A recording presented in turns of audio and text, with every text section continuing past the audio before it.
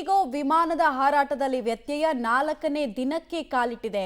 ಇವತ್ತು ಕೂಡ ಹಲವು ಪ್ರಯಾಣಿಕರು ತಮ್ಮ ಆಕ್ರೋಶವನ್ನ ವ್ಯಕ್ತಪಡಿಸ್ತಾ ಇದ್ರು. ಇನ್ಫ್ಯಾಕ್ಟ್ ಇಡೀ ವಿಮಾನ ನಿಲ್ದಾಣ ಹೇಗಾಗಿದೆ ಅಂದ್ರೆ ಯಾವುದೋ ಬಸ್ ಸ್ಟ್ಯಾಂಡ್ ಅನ್ನು ನೋಡೋ ರೀತಿ ಆಗ್ಬಿಟ್ಟಿದೆ. ಯಾವುದೋ ಮೆಟ್ರೋ ರೈಲಿಗೆ ಕಾಯೋ ರೀತಿಯಲ್ಲಿ ಜನ ಕಾಯೋ ರೀತಿ ಆಗಿದೆ. ಜನಾಕ್ರೋಶ ಸ್ಫೋಟ ಆಗ್ತಾ ಇದೆ. ಸುಮಾರಷ್ಟು ಜನ ಅಸಹಾಯಕರ ಕೂತ್ಕೊಂಡ್ರೆ ಹಲವರು ಆಕ್ರೋಶವನ್ನು ವ್ಯಕ್ತಪಡಿಸಿದ ರೀತಿ ನೋಡಿದ್ರೇ ಗಾಬರಿ ಆಗುತ್ತೆ. ರೈಲ್ವೆ ನಿಲ್ದಾಣದಂತೆ ಏರ್ಪೋರ್ಟ್ನಲ್ಲಿ ಕಿಕ್ಕಿರಿದು ಪ್ರಯಾಣಿಕರು ಕಾಯ್ತಾ ಇದ್ದಾರೆ. ಎಲ್ಲಿ ನೋಡಿದ್ರೂ ಕೂಡ ಪ್ರಯಾಣಿಕರ ಲಗೇಜ್ ಬ್ಯಾಗ್ಗಳೇ ತುಂಬಿ ತುಳುಕ್ತಾ ಇದೆ. ಫ್ಲೈಟ್ ರದ್ದತಿಯಿಂದ ಪ್ರಯಾಣಿಕರಲ್ಲಿ ಗೊಂದಲ ಇದೆ. ಇಂಡಿಗೋ ವಿಮಾನ ಹಾರಾಟ ಯಾವುದೇ ಇನ್ಫಾರ್ಮೇಷನ್ಸ್ ಲಾಸ್ಟ್ ಮೂಮೆಂಟ್ ತನಕ ಕೊಡ್ತಾ ಇಲ್ಲ. ನಾವು ನಿನ್ನೆನೂ ಹೇಳಿದ್ವಿ, ಕಮ್ಯುನಿಕೇಷನ್ನೇ ಮಾಡ್ತಿಲ್ಲ. ನೀವು ವಿಜುವಲ್ಸ್ ನೋಡ್ತಾ ಇದ್ದೀರಾ, ಯಾವ ಸಂಖ್ಯೆಯಲ್ಲಿ ಜನ ಯಾವುದೇ ಇನ್ಫಾರ್ಮೇಷನ್ ಇಲ್ಲದೆ ಸ್ಟ್ಯಾಂಡರ್ಡ್ ಅಂತೀವಿ ನಾವು ಇಂಗ್ಲೀಷ್ನಲ್ಲಿ, ಅಂದರೆ ಎಲ್ಲಿಗೆ ಹೋಗೋದು ಅಂತ ಗೊತ್ತಾಗಲ್ಲ, ಯಾರನ್ನ ಆಶ್ರಯ ಕೇಳಬೇಕು ಅಂತ ಗೊತ್ತಾಗಲ್ಲ, ಆ ಥರದ ಪರಿಸ್ಥಿತಿಯಲ್ಲಿ ಜನ ಇದ್ದಾರೆ. ಲಾಸ್ಟ್ ಮೂಮೆಂಟ್ ತನಕ ವಿಮಾನ ಕ್ಯಾನ್ಸಲ್ ಆಗಿದೆ ಅಂತಲೂ ಬರಲ್ಲ, ಮುಂದಕ್ಕೆ ಹೋಗಿದೆ ಸ್ಕೆಡ್ಯೂಲ್ ಆಗಿದೆ ಅಂತಲೂ ಬರಲ್ಲ. ಈಗ ಪ್ರಶ್ನೆ ಇರೋದು, ಹೆಂಗಿಷ್ಟು ದೊಡ್ಡ ಮಿಸ್ಕ್ಯಾಲ್ಕುಲೇಷನ್ ಮಾಡ್ತು ಇಂಡಿಗೋ ಏರ್ಲೈನ್ಸ್ ಅನ್ನೋದು ಗೊತ್ತಾಗ್ತಿಲ್ಲ ನಮಗೆ. ಓಕೆ, ಹೊಸ ರೂಲ್ಸ್ಗೆ ಆ್ಯಪ್ಟ್ ಆಗೋದಕ್ಕೆ ಸಿಬ್ಬಂದಿಗಳ ಕೊರತೆ ಇದೆ ಅಂದಿದ್ರೆ ಬುಕ್ಕಿಂಗ್ಸ್ ತೊಗೊಳ್ಬೇಕಾದ್ರೇ ಬುಕ್ಕಿಂಗನ್ನು ಓಪನ್ ಮಾಡಬಾರ್ದಾಗಿತ್ತು. 4 ದಿನಗಳಲ್ಲಿ 1000 ವಿಮಾನಗಳ ಸಂಚಾರ ರದ್ದಾಗಿದೆ. ಫ್ಲೈಟ್ ಆಪ್ರೇಷನ್ಸ್ ಡೈರೆಕ್ಟಾಗಿ ಎಫೆಕ್ಟ್ ಮಾಡ್ತಾ ಇರೋದು ಪ್ರಯಾಣಿಕರಿಗೆ. ಒಂದೊಂದು ಕಡೆ ನಾವೀಗ ಫಾರ್ ಎಕ್ಸಾಂಪಲ್ ನಾವು ಹೇಳ್ತಾ ಇರೋದು, ಬೆಂಗಳೂರಿನಿಂದ ಮಂಗಳೂರಿಗೆ ಹೋಗ್ಬೇಕಂದ್ರೇ 10,000ದಿಂದ 15,000ದಷ್ಟು ಖರ್ಚು ಇಟ್ಕೊಂಡಿರ್ತಾರೆ. 2 ವೇ ಹೋಗ್ಬಿಟ್ಟು ಬರ್ಬೇಕು ನಾವು ಅಂದರೆ. ಅಷ್ಟೆಲ್ಲ ಖರ್ಚು ಮಾಡಿದ್ರು ಟಿಕೆಟ್ಗಳು ಕ್ಯಾನ್ಸಲ್ ಆಗುತ್ತೆ, ಫ್ಲೈಟ್ ಕ್ಯಾನ್ಸಲ್ ಆಗುತ್ತೆ ಅಂದರೆ ಏನು ಹೇಳೋದು? ಬುಕ್ಕಿಂಗ್ ಮಾಡಿದ್ದ ಪ್ರಯಾಣಿಕರು ಸಂಕಷ್ಟದಲ್ಲಿ. ಅದಕ್ಕಿಂತ ಹೆಚ್ಚು ವೀಸಾ ಬುಕ್ಕಿಂಗು, ಸಂದರ್ಶನ, ಎಷ್ಟೊಂದು ಕೆಲಸಗಳಿಗೆ ಪ್ರಾಬ್ಲಮ್ ಆಗಿದೆ ಅಂದರೆ ಪ್ರಯಾಣಿಕರಿಗೆ. ಒಬ್ಬೊಬ್ಬರದ್ದು ಒಂದೊಂದು ಕತೆ. ಮೊದಲು ಕ್ಯಾಬು, ಹೋಟೆಲು ಎಲ್ಲ ಅಂದರೆ ಈಗ ಒಂದು ಸಿಟಿಯಿಂದ ಇನ್ನೊಂದು ಸಿಟಿಗೆ ಹೋಗ್ತಿದ್ದಾರೆ ಅಂದರೆ ಪೂರ್ತಿ ಪ್ಲ್ಯಾನ್ ಮಾಡ್ಕೊಂಡಿರ್ತಾರೆ ಪ್ರಯಾಣಿಕರು. ಅವ್ರದ್ದೊಂದು ಟೈಮ್ ಲೈನ್ ಫಿಕ್ಸ್ ಆಗಿರುತ್ತೆ, ಒಂದು ಸ್ಕೆಡ್ಯೂಲ್ ಫಿಕ್ಸ್ ಆಗಿರುತ್ತೆ. ಇಳಿದ ತಕ್ಷಣ ಕ್ಯಾಬಿಗೆ ಕಾಂಟ್ಯಾಕ್ಟ್ ಮಾಡಿರ್ತಾರೆ, ಅಲ್ಲಿ ಹೋಗೋಕ್ಕೆ ಮುಂಚೆನೇ ಕ್ಯಾಬಿಗೆ ಕಾಂಟ್ಯಾಕ್ಟ್ ಆಗಿರುತ್ತೆ. ಯಾವ ಹೋಟೆಲ್ ಅಂತ ಸ್ಟೇಗೆ ಅಡ್ವಾನ್ಸ್ ಮಾಡಿರಬೇಕು, ಅಲ್ಲಿ ಯಾರಿಗೋ ಪ್ರಾಮಿಸ್ ಮಾಡಿರ್ತಾರೆ, ಯಾವುದೋ ಬಿಸ್ನೆಸ್ ಡೀಲ್ ಆಗಬೇಕಾಗಿರುತ್ತೆ, ಇನ್ಯಾರಿಗೋ ಮಗಳ ಮದುವೆಗೆ ಹೋಗೋದಿರುತ್ತೆ, ಇನ್ಯಾರನ್ನೋ ವೆಲ್ಕಮ್ ಮಾಡ್ಕೊಳ್ಳೋದಕ್ಕೆ ಅಂತ ಡೆಲ್ಲಿಗೆ ಹೋಗೋದಿರುತ್ತೆ. ಬಟ್ ನೋಡಿ, ಎಲ್ರಿಗೂ ಕೂಡ ಆಮೇಲೆ ಏರ್ಪೋರ್ಟಿಗೆ ಬರೋರು, ಈಗ ನಾವು ಬಸ್ ಸ್ಟ್ಯಾಂಡು, ರೈಲ್ವೆ ಸ್ಟೇಷನಲ್ಲಿ ಚಿಕ್ಕ ಪುಟ್ಟ ಲಗೇಜ್ ಜೊತೆಗೆ ಹಂಗೆ ಹೋಗಲ್ಲ ಅವರು.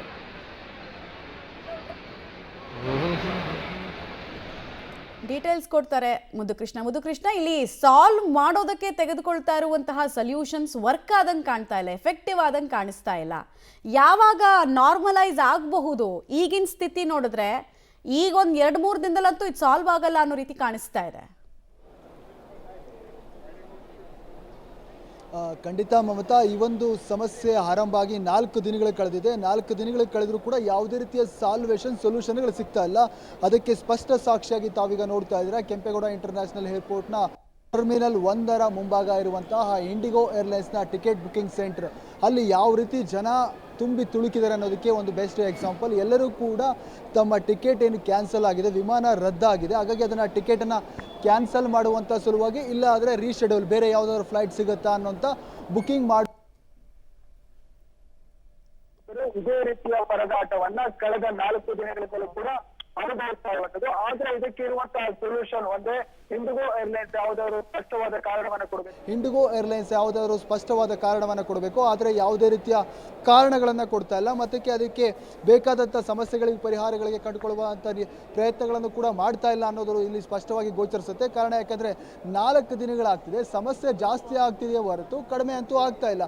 ಇಲ್ಲಿ ತಾವು ನೋಡ್ತಾ ಇದ್ದೀರಾ, ಪ್ರಯಾಣಿಕರು ಸರದಿ ಸಾಲಿನಲ್ಲಿ ನಿಲ್ಲುವಂತಹ ಸಂಖ್ಯೆ ಜಾಸ್ತಿ ಆಗ್ತಾನೆ ಇದೆ, ಆದರೆ ಕಡಿಮೆ ಆಗ್ತಾ ಇಲ್ಲ. ಎಲ್ಲರ ಮುಖದಲ್ಲೂ ಕೂಡ ಒಂದು ರೀತಿಯ ನಿರಾಶಾದಾಯಕವಾದಂಥ ಭಾವನೆಗಳು, ಭಾವನಾತ್ಮಕ ಸನ್ನಿವೇಶಗಳಿಗೆ ಏರ್ಪೋರ್ಟ್ ಸಾಕ್ಷಿ ಆಗ್ತಿದೆ. ಯಾಕೆಂತಂದರೆ ಎಲ್ಲರೂ ಕೂಡ ತಮ್ಮ ಮೊದಲೇ ಪ್ಲ್ಯಾನ್ ಮಾಡಿಕೊಂಡು ಎಲ್ಲ ಹೋಗಬೇಕು ಅಂತ ಎಲ್ಲ ಫಿಕ್ಸ್ ಮಾಡ್ಕೊಂಡಿರ್ತಾರೆ. ಆದರೆ ಬಹುತೇಕ ವಿಮಾನಗಳೀಗ ರದ್ದಾಗ್ತಿದೆ. ಹಾಗಾಗಿ ಅವರಿಗೆ ಹೋಗುವಂಥ ಗಮ್ಯಸ್ಥಾನವನ್ನು ತಲುಪಲಿಕ್ಕೆ ಸಾಕಾಗ್ತಾ ಇಲ್ಲ ಅನ್ನೋಂಥದ್ದು. ಹಾಗಾಗಿ ಒಳಗಡೆ ಒಂದಷ್ಟು ಭಾವನಾತ್ಮಕ ಸನ್ನಿವೇಶಗಳು ಕೂಡ ಏರ್ಪೋರ್ಟ್ ಸಾಕ್ಷಿ ಆಗ್ತಿದೆ. ಅದರಲ್ಲೂ ಕೂಡ ಒಬ್ಬ ಮಗ ತನ್ನ ತಾಯಿಯನ್ನು ಆಸ್ಪತ್ರೆಗೆ ಕರ್ಕೊಂಡು ಹೋಗಬೇಕು.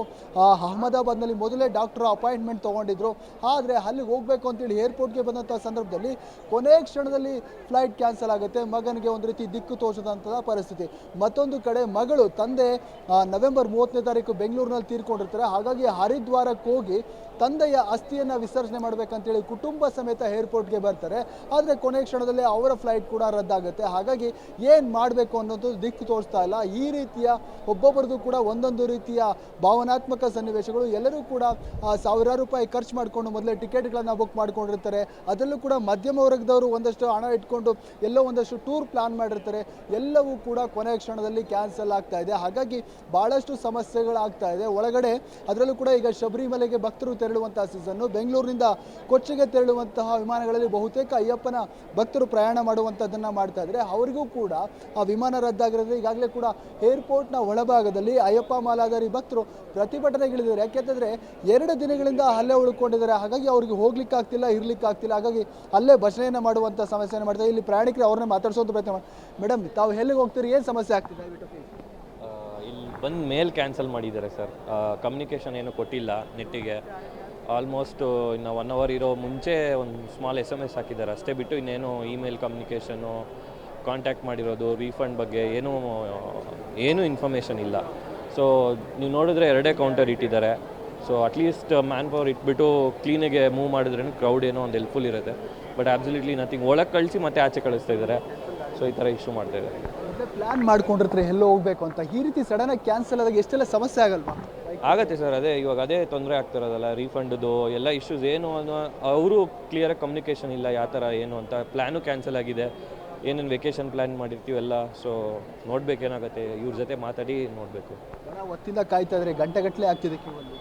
ಹಾಂ ಸರ್, ಆಲ್ಮೋಸ್ಟ್ 2 hours ಆಗಿದೆ ವೆಯ್ಟಿಂಗ್.